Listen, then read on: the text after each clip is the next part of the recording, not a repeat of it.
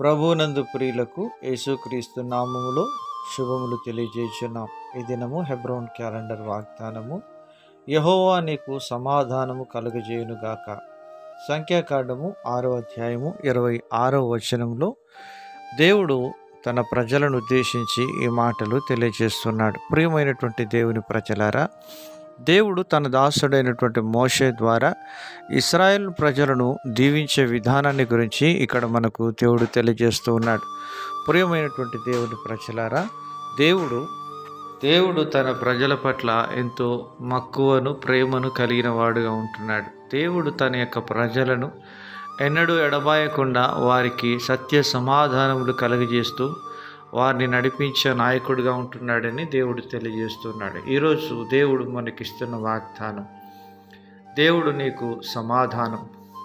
యోహాను సువార్త 14వ అధ్యాయం 27వ వచనంలో ప్రభు సెలవిస్తున్నాడు, నా శాంతిని మీకు అనుగ్రహించుచున్నాను, లోకమిచ్చినట్లుగా కాదు, మీ హృదయములను కలవరపడనీయకుడి అని ప్రభు సెలవిస్తున్నాడు. ఎటువంటి పరిస్థితుల గుండా మీరు వెళ్తున్నప్పటికీ ప్రభు నీ హృదయాన్ని కలవరపడనీయకము అని ప్రభు సెలవిస్తున్నాడు. ప్రియమైనటువంటి దేవుని ప్రజలారా, మరి బైబిల్ సెలవిస్తుంది, విశ్వసించువాడు కలవరపడడు అని దేవుని వాక్యం సెలవిస్తుంది.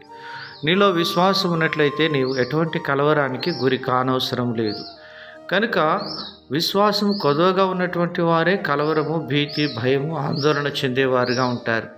అలాంటి పరిస్థితుల్లో ప్రభు తన యొక్క శిష్యులను చూసి, అల్ప విశ్వాసులారా ఎందుకు సందేహపడితిరి అని ఆయా సమయాల్లో గద్దించినట్లుగా మనం చూడగలం.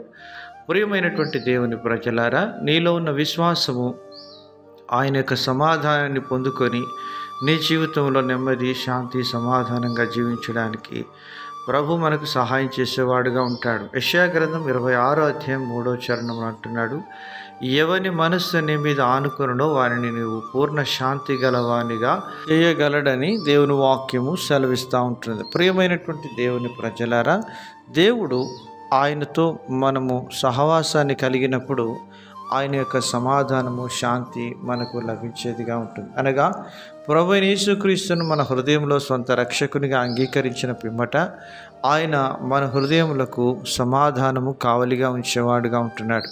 కనుక దేనిని గురించి చింతపడక ప్రతి విషయమును కృతజ్ఞతాపూర్వకముగా దేవునికి తెలియజేసినప్పుడు మన జీవితంలో దైవికమైన సమాధానాన్ని, సంతోషాన్ని మనం కలిగి జీవించే వారంగా ఉంటాం. అలాగనే మనకు ముందున్న భక్తులు చేస్తూ వచ్చినారు. మనము కూడా ఆ రీతిగా జరిగించి ప్రభు సమాధానాన్ని పొందుకొని జీవించుదుముగాక.